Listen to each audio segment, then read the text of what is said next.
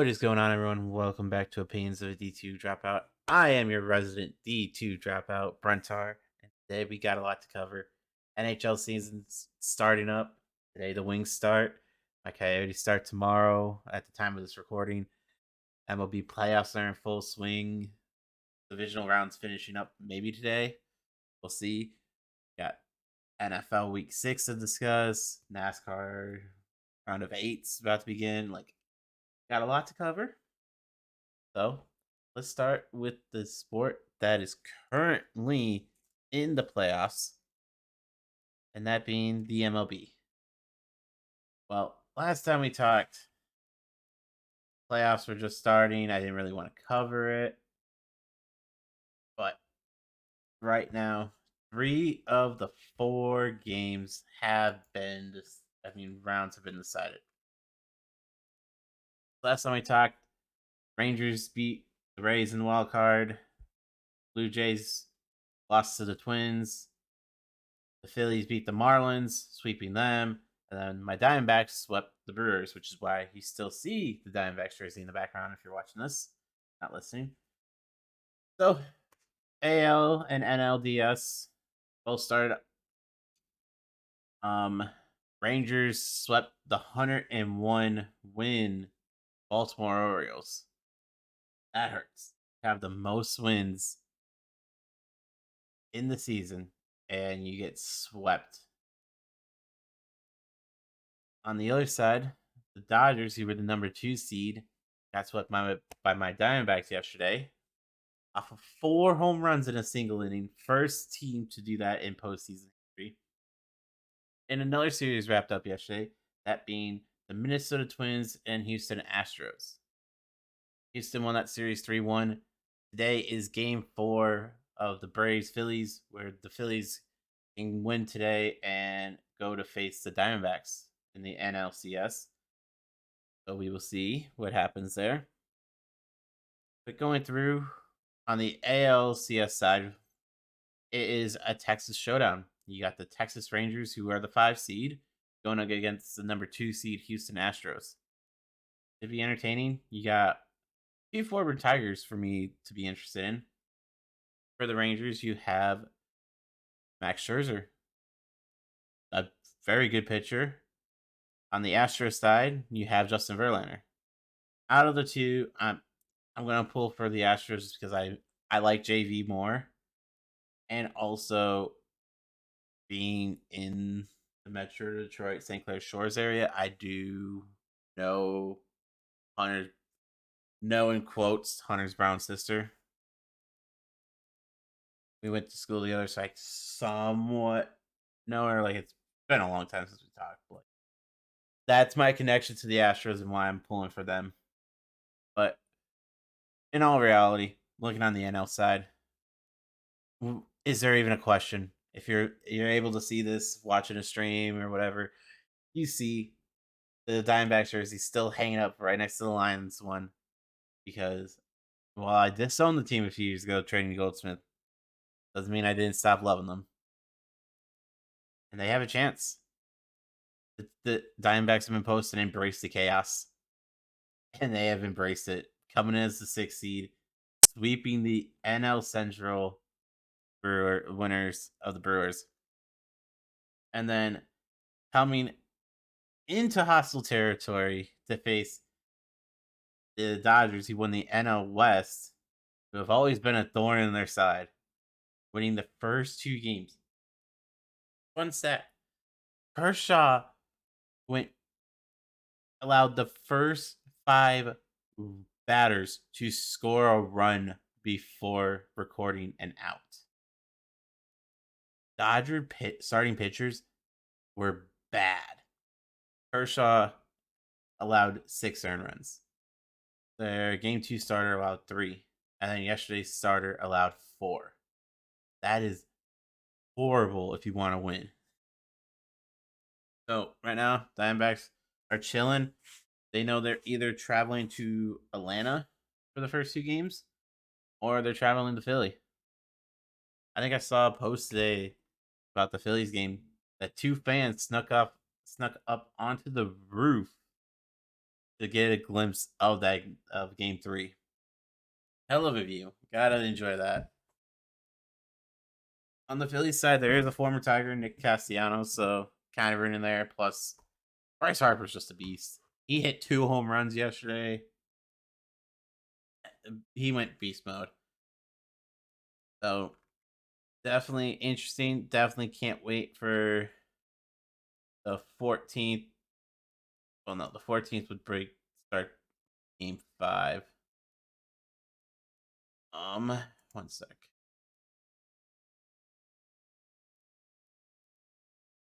So when I'm really going to pay attention to is the 16th when Game 1 of the NLCS kicks off. Game 1 of the ALCS kicks off on the 15th. So got a couple days break before that starts. Hopefully the Diamondbacks are ready and not completely burnt out. Let's move over to the NHL tonight. While I will be streaming, we got the Detroit Red Wings heading into New Jersey. That's gonna be a fun game. Wings are hopefully gonna win. Not counting on a win, but the Wings did get the brinket and all that. So it's definitely interesting. So, well, the Wings haven't played, or the Coyotes since they play tomorrow. There's someone I want to talk about. Connor Bedard scores his first goal yesterday in a Blackhawks loss to the Bruins. I think I saw a stat that he was the fastest to score his first goal, faster than uh McDavid and Sidney Crosby. I'm not sure. I did see it, but can't find that stat. It was like an update on my phone. But NHL started. We already had a few games finish. So Tampa's won their one game. I know I'll see them Saturday when they play the Wings at Little Caesars. Boston won theirs, as I said, against the Blackhawks. And Toronto has also won their game. They played. My computer literally just updated. Sorry. They played Canada, Montreal Canadiens in a 6-5 shootout victory. Hurricanes won in their game against the Senators 5-3. Blackhawks are currently 1-1, having played Tuesday opening night against the Penguins, winning 4-2. Other game on opening night was Tampa Bay, who won 5-3 against the Preds. And it was banner night in Vegas as Vegas wins 4-1 against the Kraken. Last night also saw Flames take on the Jets, where the Flames won 5-3. PK's LA Kings took a suffering defeat against the Avalanche 5-2. And a massive blowout happened in Vancouver. Vancouver beats Edmonton 8-1. That is impressive. That's a beating. Night's docket has Rangers Sabres at 7. Flyers Blue Jackets 7. 7:30 is Wings Devils. Kraken take on the Predators at 8. 8 o'clock also sees the Blues Stars. Florida Panthers taking on the Wild, and the Vegas Golden Knights taking on the San Jose Sharks. And then the last few teams starting their season on Friday will be the Arizona Coyotes traveling to New Jersey to take on the Devils. Jersey's going on a back-to-back. Oof. And then the Penguins will head to Washington to face Alex Ovechkin and the Capitals. Seeing that New Jersey's going back to back, I actually feel good that the Coyotes can win game 1. Coyotes don't play again until Tuesday after Friday. Oof. That's a rip. Okay, time to head over to the NFL. Let's recap how last week went. I did not pick good. It was a rough week in my picks. Yeah, as I told you to go Commanders. Go Commanders on Thursday night, and the Bears decided to win 40-20. That was just a butt kicking and a half. Over in the London, I said go Bills. Well, Jacksonville decided to show up, winning 25-20. That one hurts. Texans versus the Falcons. I got that one right. Falcons won that game 21-19. Jersey behind me, the Lions. They came out and dominated the Panthers, winning 42-24. It was a hell of a game. Aiden Hutchinson as a one-handed catch. Josh Jacobs, another pick. Heading down to Indianapolis, I said go, I believe the Colts. I'm not 100% sure on that one. I didn't fill out my picks like I normally do on ESPN. But the Colts won 23-16. I said pick the Dolphins. They won 31-16 against the Giants. Saints beat the Patriots 34-0. That was just a butt kicking and a half. Steelers won a close game against the Ravens 17-10. Eagles walking to LA to face the Rams, winning 23-14. Bengals pick up their second win, beating the Cardinals 34-20. The Jets, in a game that was somewhat closer, was 31-21.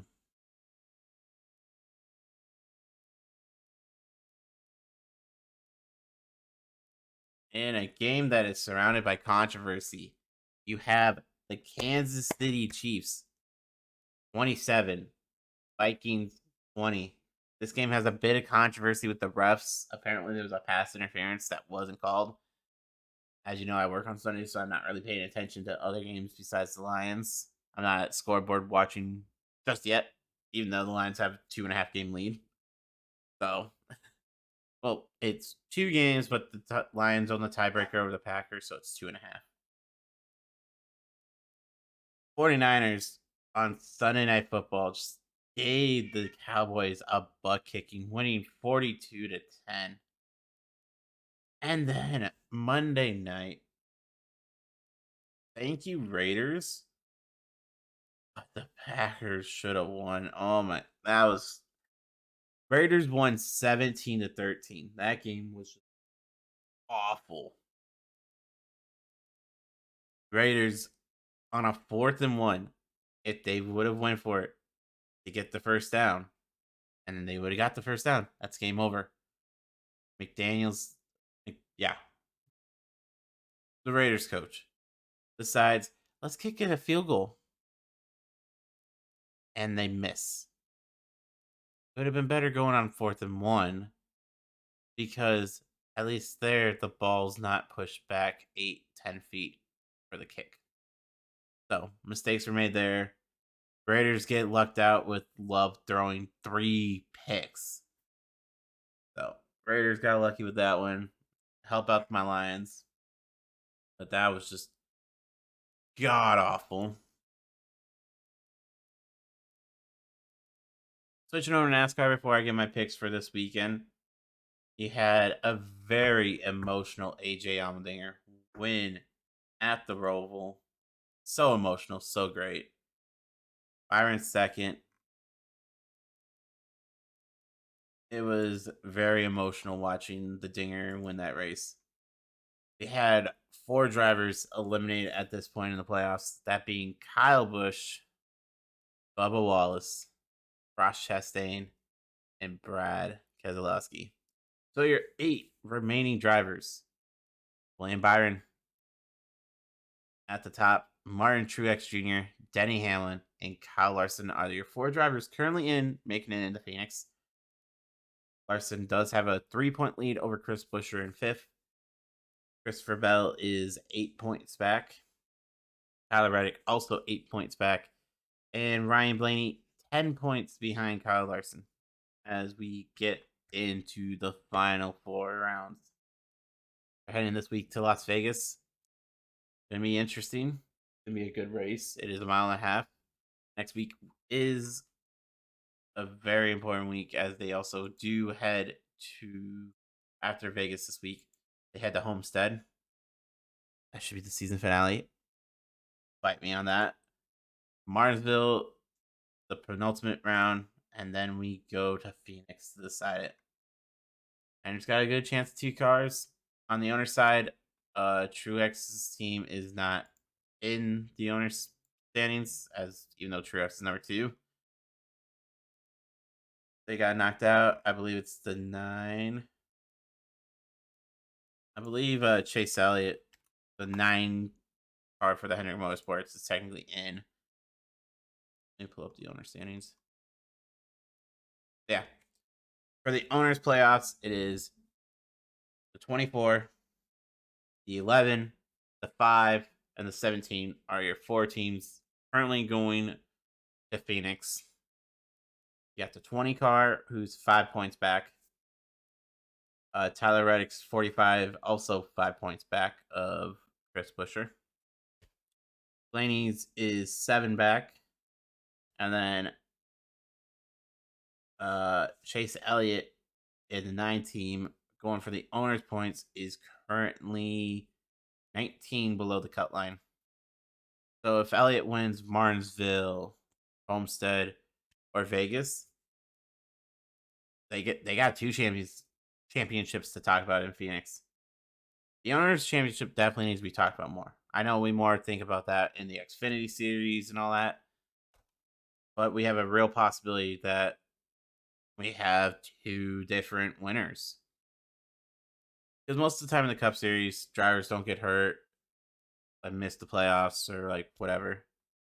So most of the time when you have a driver winner, most of the time it's the car is also the same winner.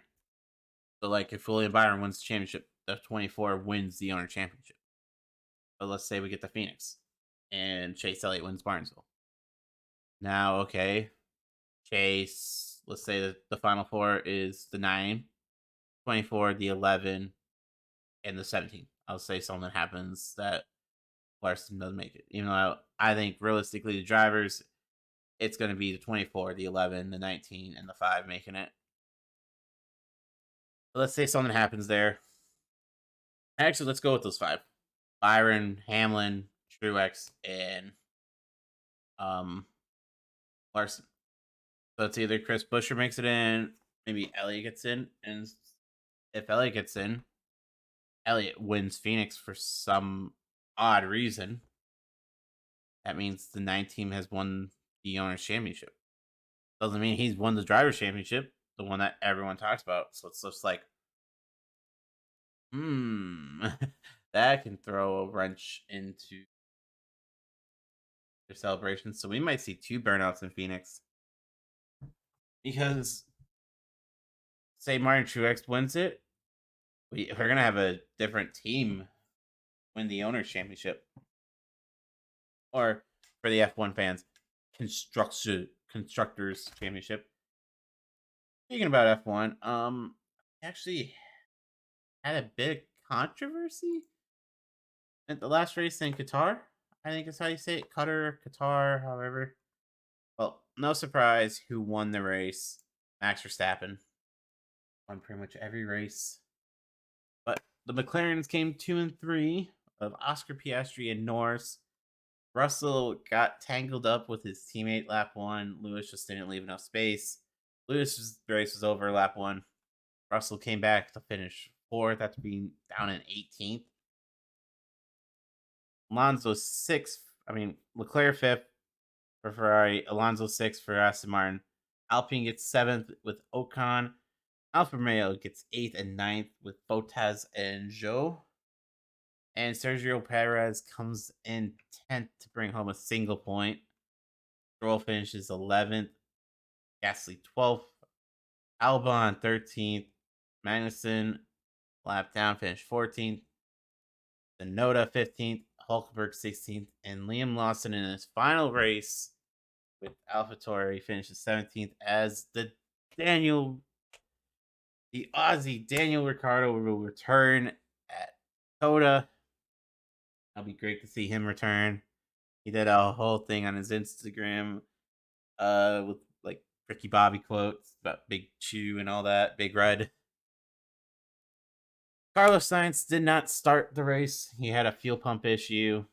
Lewis Hamilton, as I said, DNF'd on lap 1. And the lone American, Logan Sargent, had to retire the car from heat exhaustion. This race was just bad all around. So FIA entering Sunday and announced you cannot run tires more than 18 laps. So at that point, pit strategy, everyone knows you're doing at least 3 stops. It kind of ruined any strategy because you knew 3 stops, maybe 4. So I was happy to see multiple stops. It just more stinks that nothing really came of it. But Logan Sargent never did it at end of the race interview. And if you also watch the F1 YouTube where they talk to the drivers after, you also notice Alex Albon does not talk with the press. So we all knew about Sargent with him retiring. He had heat exhaustion. He was not feeling well. Like he came to the race because they were talking to the Williams race director during the race. This week was Williams, so they were talking.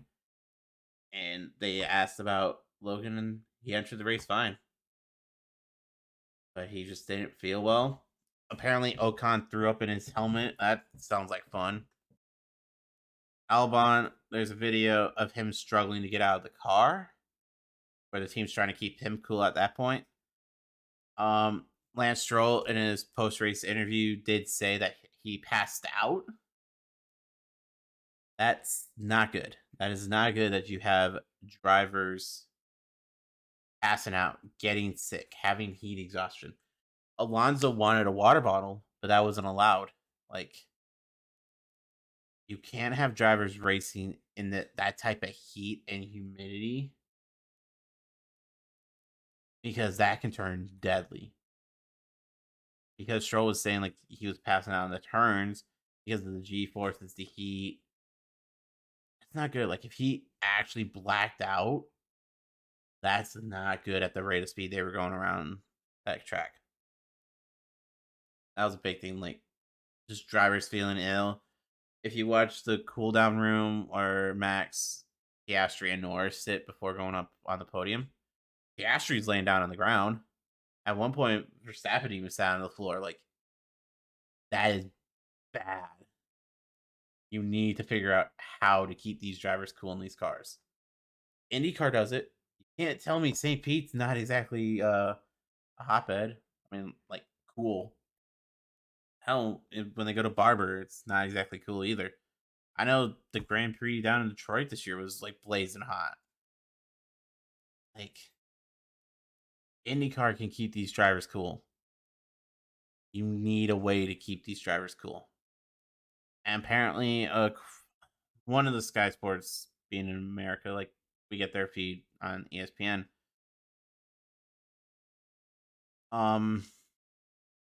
I love how they talked to one of the former drivers, and apparently you only get like half a gallon of liquid, like water with you. But by the time you got on the grid, it became boiling hot water that it was more like tea. Like that's a great way to stay hydrated. F1 needs to figure something out. They need to figure something out. But okay, let's switch back over to America. We have week 6 picks to make. Thursday night tonight, you have the 1-4 Denver Broncos taking on the 4-1 Kansas City Chiefs. This one's a no-brainer. I don't trust Russ. I don't trust Sean Payne right now with this team. Go KC. Any word on Taylor Swift making it? That I don't know. So we'll see. Maybe Prime talked her into should coming in this game. We have another London game. And this one is being the Baltimore Ravens at 3-2 taking on the Tennessee Titans. I'm going to give this one to the Ravens. even though I think next week they're going to lose since they play the Lions and don't get a bye. Going Ravens. Our first 1 p.m. game. The Washington Commanders at 2-3 will head to Atlanta to take on the 3-2 Falcons. I feel like this one's another no-brainer. Atlanta seems to be a lot better. Nothing against Sam Howell. It's just Desmond Ritter and Bijan just seem to be clicking better down in Atlanta. Head into the next 1 o'clock game. Oh god, this one's bad. You got the 1-4 battle here. Who will take up the rear in the NFC North? You got the Minnesota Vikings taking on the Chicago Bears. Oh god, this one's in Chicago.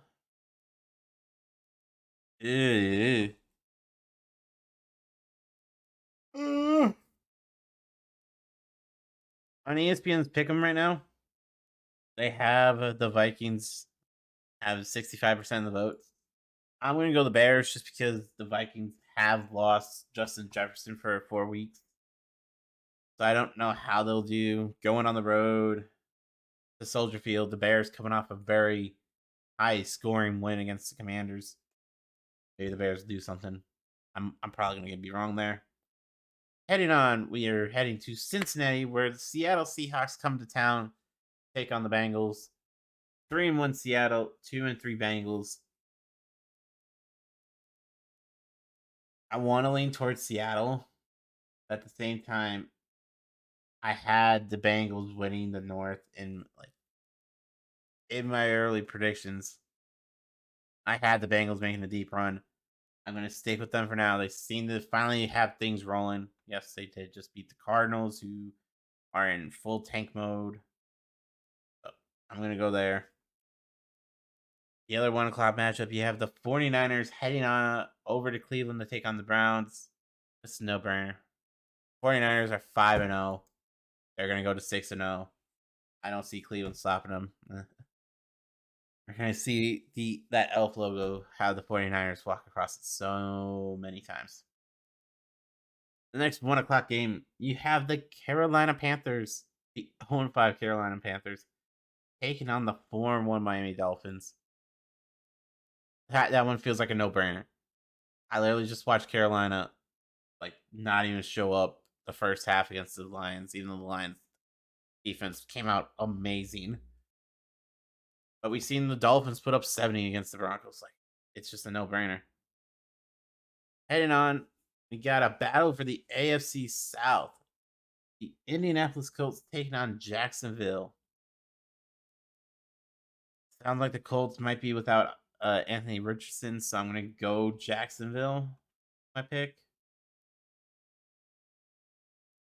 Heading on to the final 1 o'clock game, you have the New Orleans Saints heading on to take on CJ Stroud and the Houston Texans.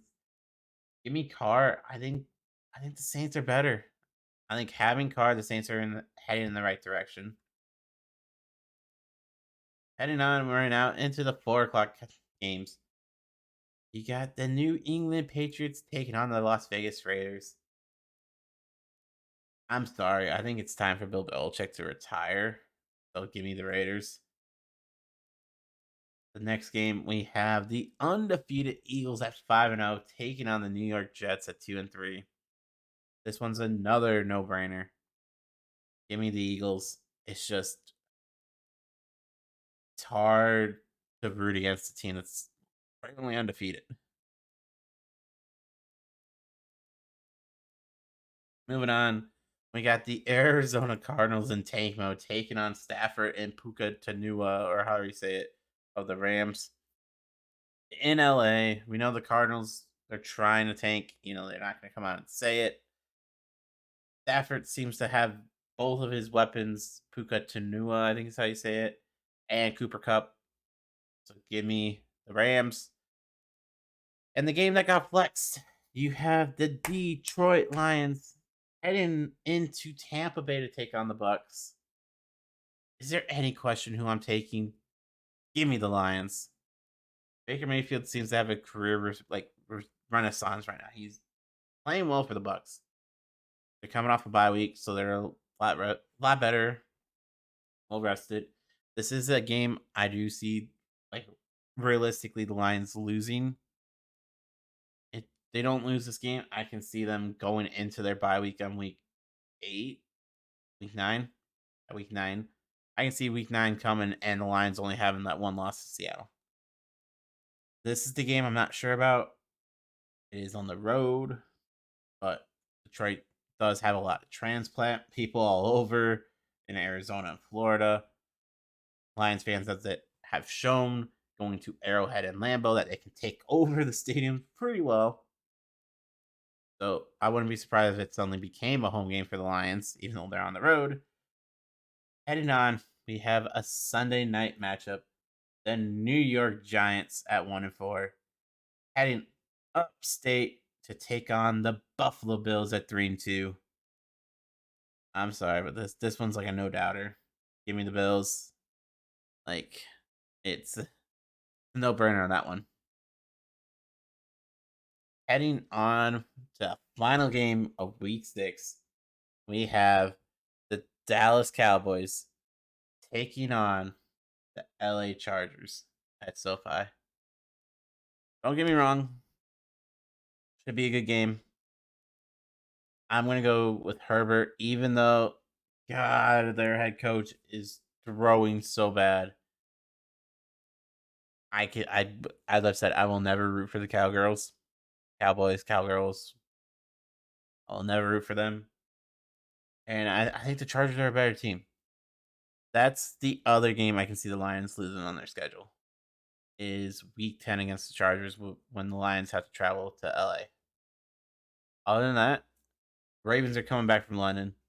Teams usually lose the week they come back from London, typically. Even though I think I have both London teams winning because the Bills are taking on the Giants and the Jags are taking on the Colts. So actually, give me the Colts. I don't know.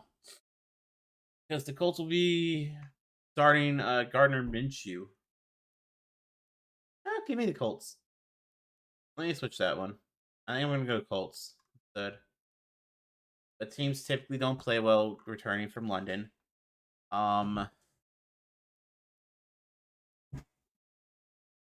teams don't play well going back from London. They struggle. And then the Lions, week 8, play the Raiders on Monday Night Football at Ford Field, showing off their brand new helmets of the all blue domes with the retro long lion. Gotta love it. I don't see the Lions really losing much after that. Maybe the Chargers. They got the Bears. So scary. Then we got the Thanksgiving game against the Packers. I'm not really worried about that one. Week 13, Lions play the Saints. That one might be iffy. I don't know. The Superdome PTSD still has me from when they played Drew Brees. And they got the Bears again. Then it's the Broncos. That'll be an easy win. And Vikings. Cowboys might be a loss because the Lions just aren't on their A game. And end of the season, it might only matter for seeding. And then Vikings. So we'll see. Pretty much all I want to talk about. There's not much else going on sports wise. I covered F1. I covered the NASCAR playoffs. Talked about week 6. NHL is just starting, so there's really not much to break down. Besides that, Bedard has better stats in his first 2 games than Crosby and McDavid did in their first 3. Not sure on that stat, so spitballing there. It seems good. I'm excited for tonight. It should be fun. I'll just call it there. Check and make sure I didn't miss anything I wanted to talk about. Bernie Eccleston recently has received a suspended 17-month prison sentence and $800 million fine for fraud. The former F1 boss definitely not doing well. Austin Matthews last night also scored his 300 goal, tying Ovechkin for the quickest to that.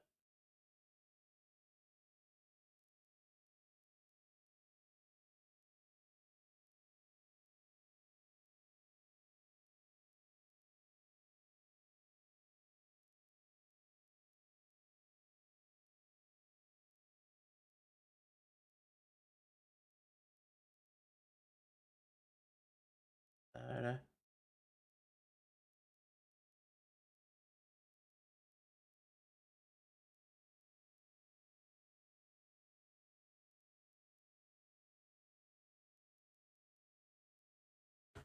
but I'll catch you all later. Please come hang out. I should be streaming a couple hours after this goes live, doing some iRacing, maybe some more Valo where I'm raging because I'm back down in bronze. Maybe some Fortnite. We got some challenges to do before the new season where might be fun. So come check out stream, hang out, and I'll catch you all later. Peace.